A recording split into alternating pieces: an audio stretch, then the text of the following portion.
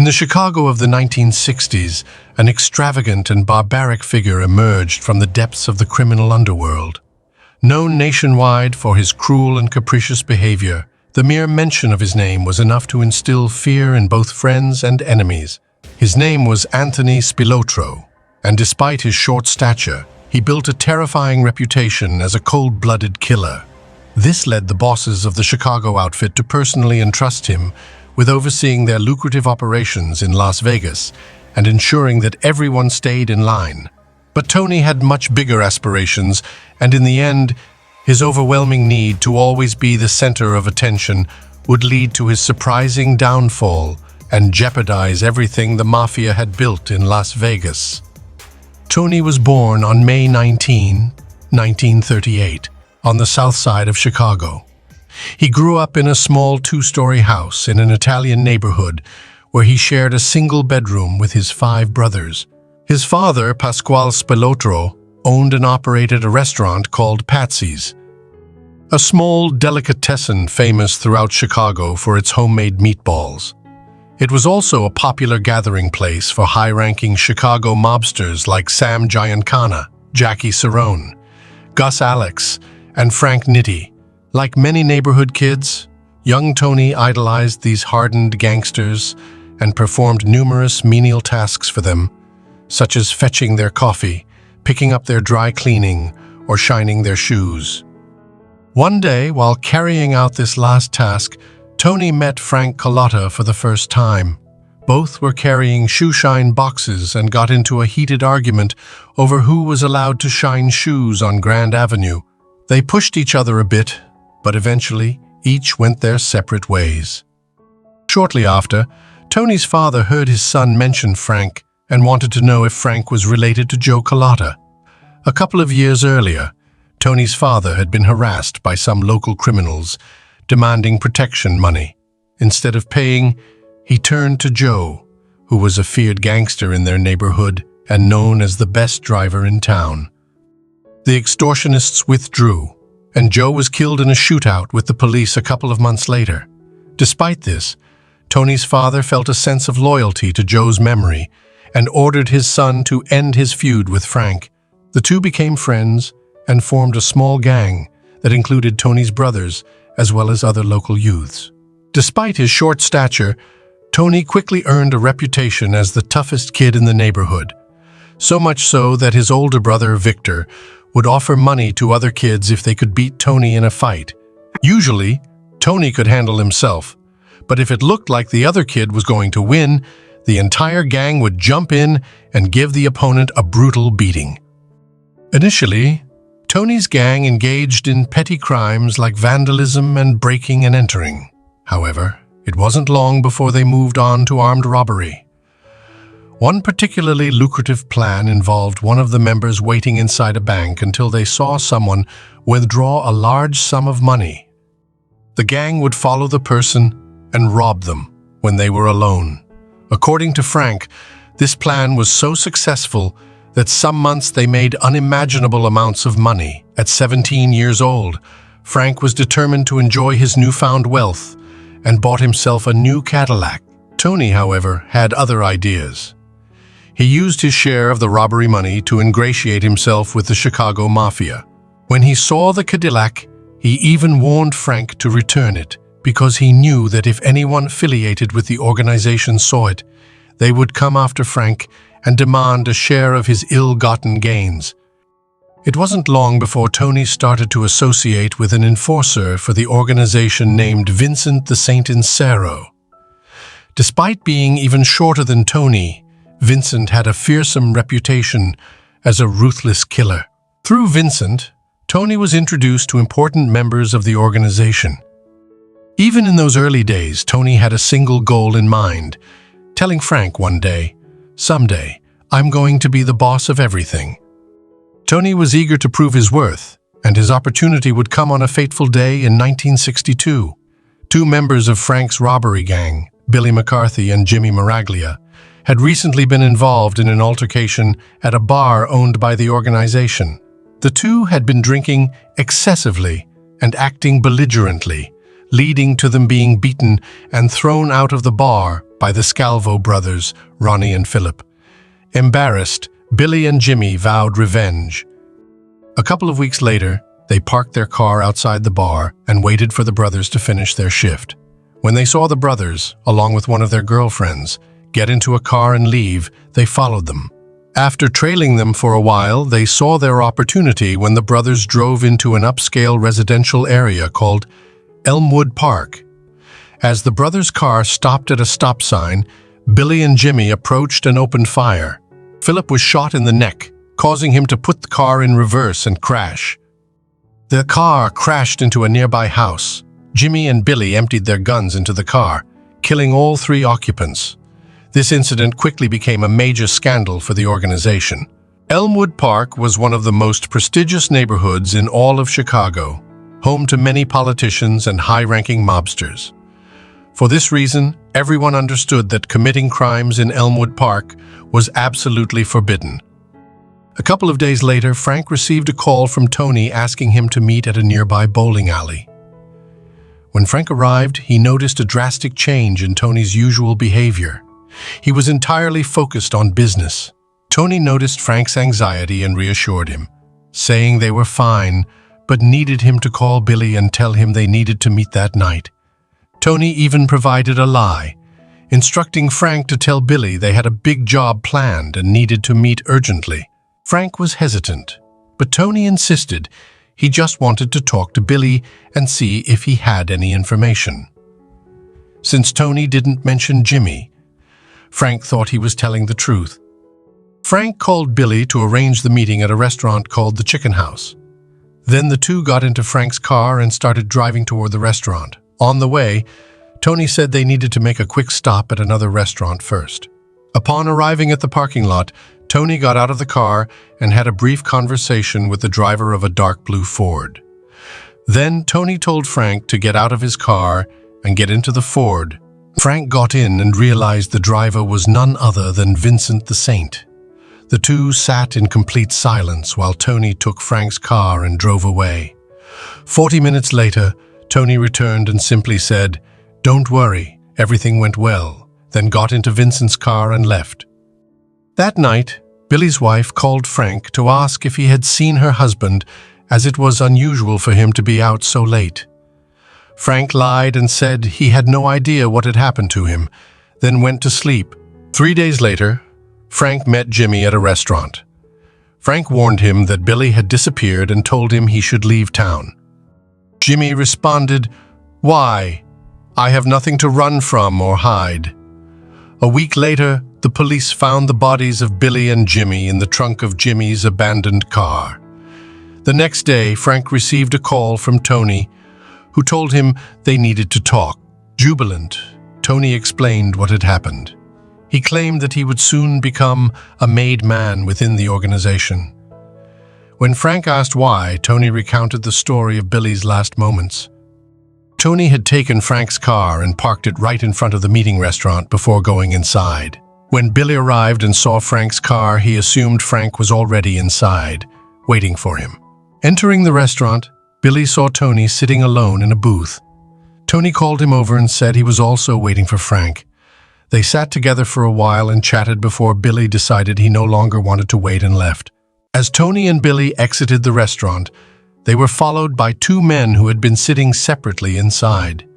Just as Billy opened his car door, he was surrounded by Tony and those 2 men, whom he soon recognized as high-ranking Mafia hitmen. The 3 men tied Billy up and forced him to lie on the car floor. Tony then returned Frank's car while his associates took Billy to a Mafia-controlled workshop. When Tony arrived at the workshop later, Billy was already undergoing torture. For the next few hours, the 3 men relentlessly worked on Billy, intent on making him reveal his accomplice's name by any means necessary. Despite their efforts, Billy remained silent. It wasn't until Tony dragged him to a workbench and placed his head in a vise that Billy finally cracked. Tony tightened the vise until one of Billy's eyes popped out, prompting him to divulge the name they were seeking. Tony believed that such a brutal display would soon earn him official recognition. However, his fortunes quickly changed, not long after, when one of Sam Giancana's top hitmen was in New York on business. Someone had broken into his home and stolen over $400,000. They had also held a gun to his wife's face and stolen all her jewelry.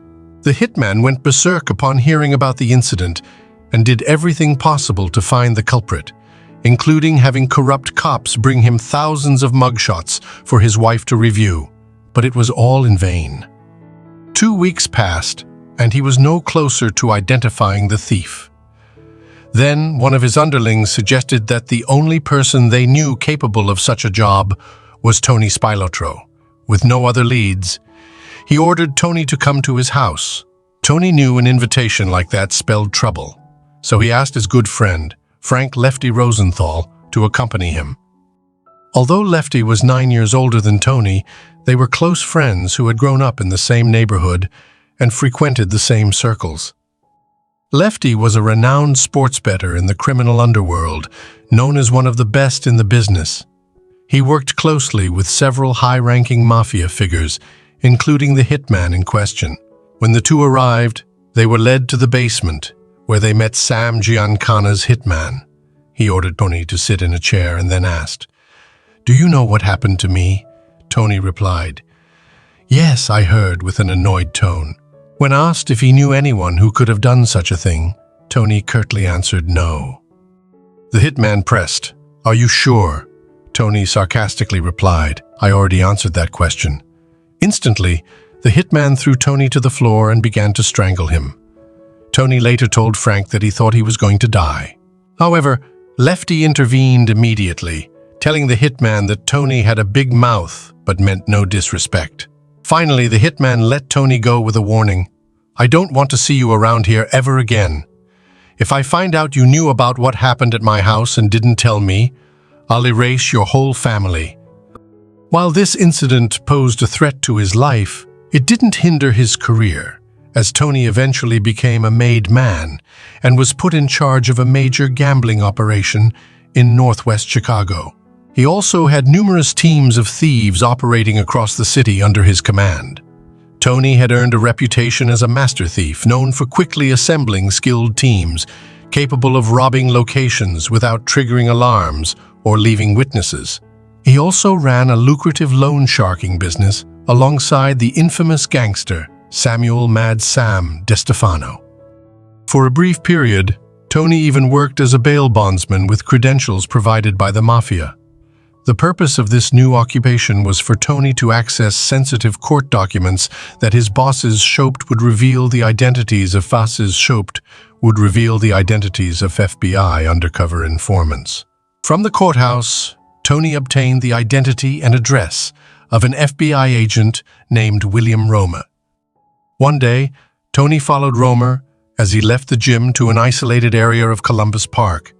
Hiding behind a corner, Tony waited to see who would meet with an undercover informant, but instead found himself face-to-face with Romer, who pointed a gun directly at him. "Are you looking for me, buddy?" Romer asked. "Just taking a stroll." "Isn't this a public park?" Tony replied sarcastically, evading every question Romer threw at him. When asked why he was following him, Tony retorted, "Who's following you? I'm just walking in the park." Romer didn't believe him. "Doesn't matter what you believe," Tony shot back defiantly. Romer changed tactics, advising Tony that he was still young with his whole life ahead, urging him not to waste it on a life of crime. Tony, unmoved, countered, "Then I should live like you. I've seen how you live, seen your big house. Why would I want to live like you?" Even with a gun pointed at him by a man almost twice his size, Tony remained unfazed, maintaining his challenging attitude, a demeanor the FBI agent would later describe as "that was Tony. He dared you to kill him." It was through this encounter that Tony earned his infamous nickname. Whenever a colleague or media contact asked about him, Agent Romer would say, "Who are you referring to? That little squirt." However, due to the standards of the time, such a word was not suitable for publication. Consequently, whenever he appeared in newspapers, they instead called him Tony the Ant, Although his short stature was clearly a strong hypothesis for the origin of his nickname, this creation by the press would not have been his first choice. Tony loved the attention he received from the media and enjoyed making faces for the cameras as he passed by. While most mobsters preferred to keep their names out of the newspapers, Tony reveled in it and always sought to attract attention. Tony frequently performed tricks to ensure his name remained in the headlines. Though the media loved to follow Tony, their fascination was surpassed by the police, who had him under 24-hour surveillance.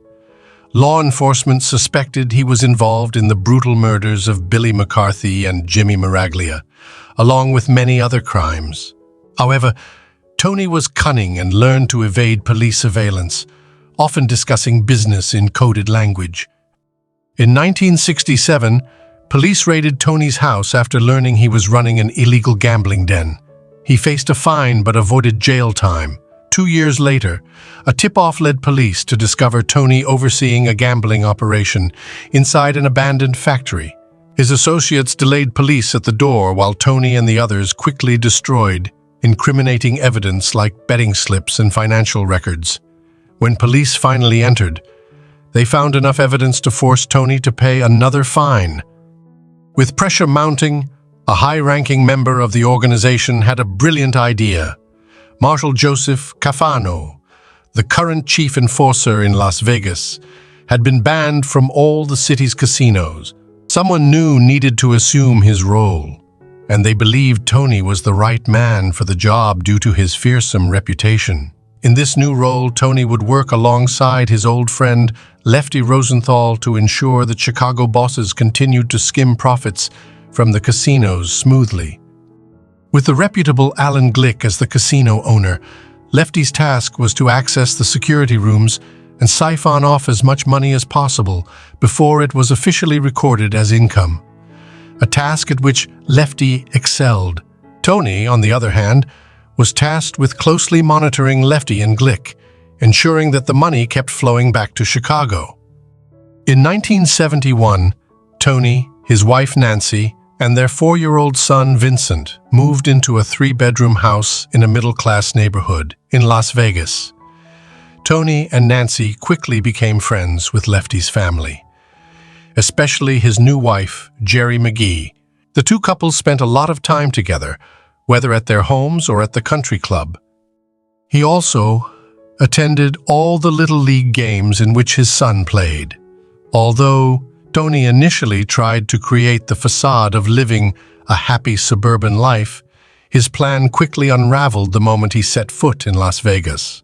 Local police and the FBI were alerted as the Chicago police sent over his record and all the evidence they had gathered on him. Almost immediately, the police began trailing Tony wherever he went, just as they had done in Chicago. However, he still managed to stay one step ahead of law enforcement and thwart their attempts to disrupt his plans. Tony had grand ambitions for Las Vegas and aimed to become an even more prominent figure, the city's most powerful crime boss. Fortunately for him, this wouldn't be too difficult to achieve. Before his arrival, Las Vegas was a relatively quiet and safe place. The Mafia generated so much money from their skimming operations in the casinos that they had made a concerted effort to keep the crime rate low. Keeping a low profile to avoid unwanted attention from the police, things were so calm that the city's biggest loan shark operated his business from his restaurant, Tower of Pizza, and his waitresses also acted as debt collectors. With Tony's arrival, everything changed. As one of the leading FBI agents working on Tony's case would later say, Tony changed the way of doing business in Las Vegas. He took control of everything. The first thing he did was bring in some of his own men and impose a street tax on every bookie, loan shark, drug dealer, and pimp in the city. If anyone refused to pay, Tony would kill them without a second thought and leave their body in a public place to signal to the rest of Las Vegas that a real gangster had arrived in town. Among Tony's crew in Las Vegas was his old friend Frank Kula, who had just been released from prison after serving 6 years for participating in an armored truck robbery. When he arrived in Las Vegas, he was surprised at how quickly Tony had conquered the city. Tony was already running things, had everyone on the payroll, and even had a couple of guys in the sheriff's office, and others in the sheriff's office, and others in the courthouse, who could get him jury records. He even had people in the phone company to inform him about wiretaps. While Tony had quickly consolidated himself as the king of the Las Vegas underworld, his spending habits, particularly his love for sports betting, ensured that he was always looking for quick money. With Frank in town, Tony told him to assemble a gang of thieves and that, as long as they gave him a cut from each job, they could rob whoever they wanted. Frank's new gang started by extorting everyone. Bookies, loan sharks, drug dealers, pimps. They intimidated them, beat them up, and shot their guard dogs. What did they care? They had Tony's blessing. In fact, half the time, Tony told them who to hit. Then, after robbing them, they paid Tony for protection, having no idea that he was the one who had told Frank's gang to rob them in the first place. Frank's gang of thieves soon became infamous for their ability to break into any building undetected, no matter how tight the security. Because of their penchant for drilling holes in the wall or ceiling of the target building, the media began to call them the Hole in the Wall Gang.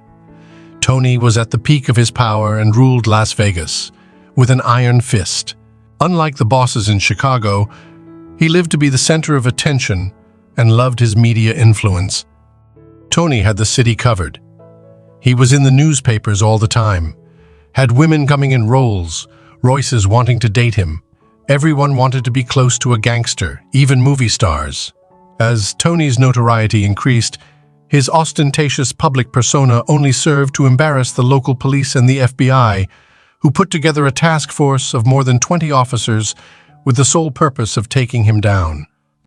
They placed a listening device on the roof of the Gold Rush, a jewelry store owned by Tony, that he used as a base of operations for his criminal empire. However, it quickly became evident that even with all the surveillance, Tony was too smart and paranoid to talk about business in a way that could implicate him. Instead, he spoke to his subordinates in code or conveyed orders through body language, frowning or smiling to get his point across. Whenever he talked, he always covered his mouth, fearing that the FBI might have lip readers with binoculars watching him. Although the police couldn't obtain incriminating information on Tony, by following him 24/7, they gained deeper insight into who he was as a person. He often worked 18-hour days at the Gold Rush, organizing various businesses and schemes, the detail of which he never wrote down but kept all in his head. The FBI also learned about the strained relationship with his wife, Nancy. The two slept in separate beds and barely spoke, but when they did, it often involved an argument. Tony was also having an affair behind his wife's back. One day, while his girlfriend was visiting him at the Gold Rush, Nancy burst in and started yelling at him. Hearing the commotion, Tony came out of his office and began to violently beat his wife right there in the middle of the store, in front of all the customers. The FBI agents listening in became worried that Tony might kill his wife then and there, so they called 911, claiming to be workers from a nearby restaurant. They couldn't reveal their true identities because they feared that the Las Vegas police might be on Tony's payroll and would tip him off about the surveillance. By the time the police arrived at the Gold Rush, the situation had calmed down, and Nancy refused to press charges. In September 1972, it seemed that the Chicago police might achieve what had so far eluded the Las Vegas police and the FBI.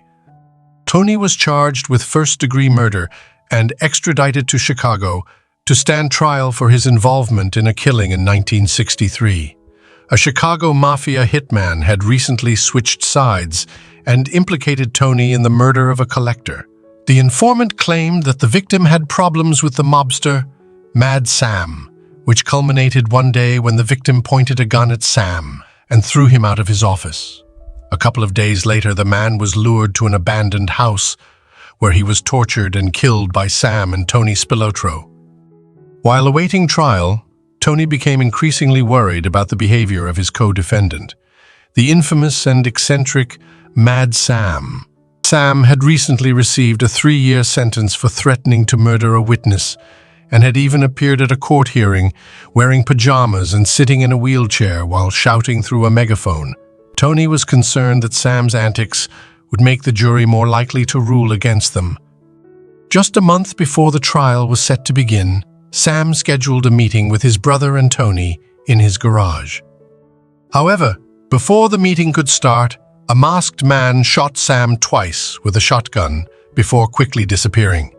Although this murder was never solved, the FBI strongly suspected that Tony was the shooter and that he killed Sam to improve his chances at trial. Tony was subsequently found not guilty of all charges and, immediately after the verdict was read in court, took the first plane back to Nevada. During his first 5 years in Las Vegas, the city recorded more homicides than in the previous 25 years combined.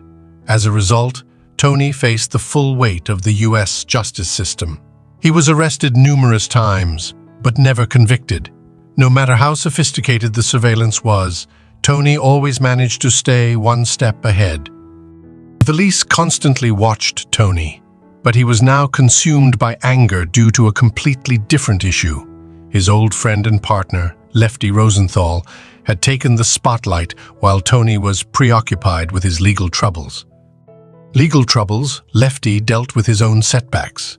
Throughout much of 1976 and 1977, Lefty had been embroiled in a high-profile legal battle with the Nevada Gaming Commission, which refused to grant him a gaming license due to his alleged connections with organized crime. Lefty argued that the state was violating his constitutional rights, and although local courts routinely ruled against him, he was determined to fight all the way to the Supreme Court if necessary. This prolonged legal saga dominated the media, with Lefty routinely appearing on the front page of every newspaper in the state.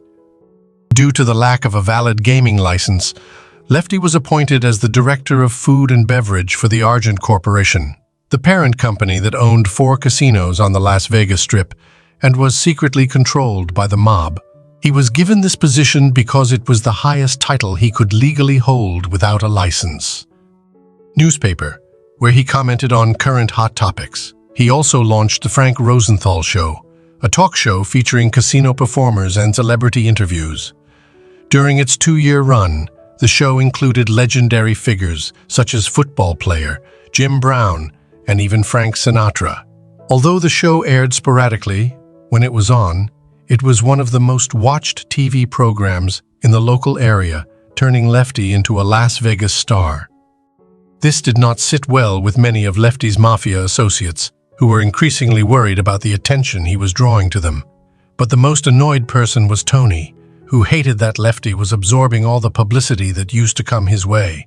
One night, after filming the Frank Rosenthal Show, Lefty went to a nightclub with an entourage. As they entered, everyone in the club stood up to shake his hand and wish him well. Everyone except Tony, who remained seated, seething with resentment. He proclaimed, "Look at that arrogant guy. Thinks he's too good to even come over here and say hello." While Lefty was on top of the world and enjoying the spotlight, Tony was forced to keep a low profile due to 24 surveilling police surveillance.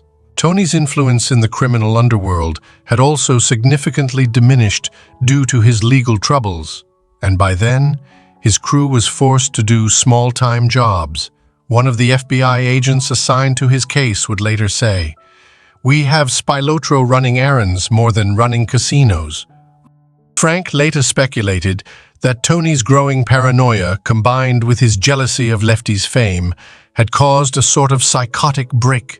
Tony had become obsessed with delusions of grandeur, telling Frank that he planned to return to Chicago and eliminate the entire leadership of the outfit. When Frank pointed out that the powerful mobsters of New York, Kansas City, and Philadelphia would never allow such an action to take place, Tony shrugged and said he also would have to kill them. Tony saw himself as the second coming of Lucky Luciano and thought Lefty would be his Lansky. But after presenting his master plan to Lefty, who rejected it, Tony could see he was truly beginning to hate Lefty. He believed Lefty was ruining his parade. Tony wasn't alone in this hatred. Lefty's long-suffering wife, Jerry, had come to despise him for forcing her to have another child against her wishes. Tony soon began a love affair and insisted on keeping it as secret as possible. However, despite his best efforts, it eventually became known. But by 1978, Tony faced much bigger problems.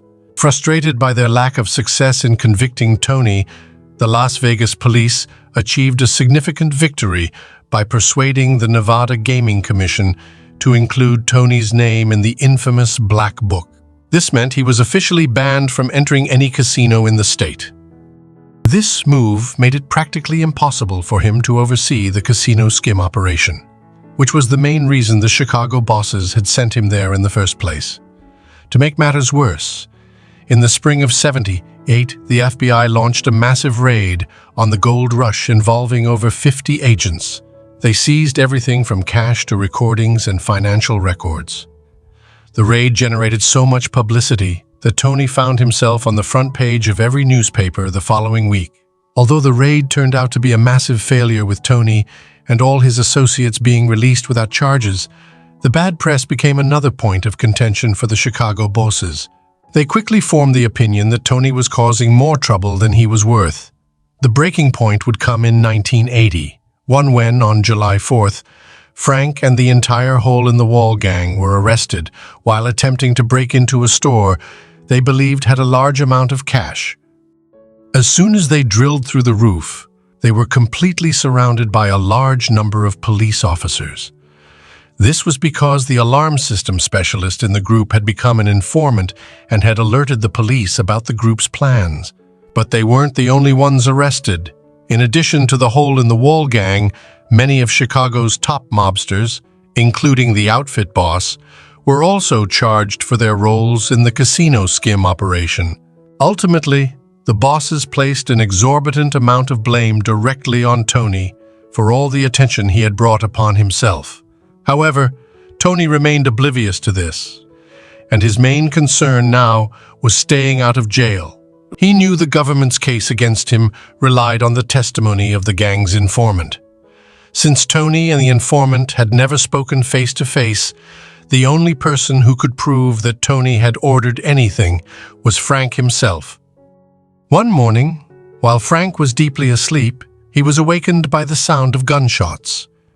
Looking outside, he saw that his neighbor had been shot dead, and a group of masked men quickly drove away in a van. A couple of weeks later, the FBI played Frank a recording of Tony putting out a contract on him. This was enough to convince Frank to betray Tony and agree to testify against him in court. Frank admitted to the police his involvement in over 6 murders ordered by Tony. He also confessed that his phone call ultimately led to Billy McCarthy's death. However, at trial, his testimony proved insufficient as it was his word against Tony's, and the police lacked solid evidence against him. Tony was acquitted once again at trial but was soon charged again for his role in the casino skim operation. While out on bail awaiting trial, Tony visited his brother Michael's house on June 14, 1986. Later, the two brothers left in Michael's car to meet with a high-ranking mobster in the hotel parking lot. The brothers believed that due to their efforts in Las Vegas, Tony was about to receive a promotion, while his brother would become a made man. They got into the car and all three traveled to a house 10 minutes away in the suburbs of Chicago for the ceremony they assumed was about to take place. Unbeknownst to the brothers, a few days earlier, all the remaining Chicago bosses who were not in prison held a secret meeting to discuss their upcoming court cases and the best course of action. All the men present agreed that their current misfortunes were solely Tony's fault for how he had managed things in Las Vegas, and they decided that Tony needed to be eliminated. So when he and his brother arrived, they were taken to the basement, where they were beaten to death by a group of 11 members of the Chicago outfit. Their bodies were then placed in the trunk of a car and driven for over an hour across the Illinois border into Indiana, where they were buried in a cornfield. Michael Ann reported the disappearance of both brothers on June 16. On June 22, their bodies were found, one on top of the other, naked except for their underwear, buried in a cornfield in the Willow Slough Nature Preserve near Enos, Indiana. And that concludes the chilling tale of Tony Spilotro, a notorious figure whose life and crimes captivated an era. If you found this story intriguing, don't forget to like, subscribe, and hit the bell icon for more gripping tales from history's underworld. Stay tuned for our next episode.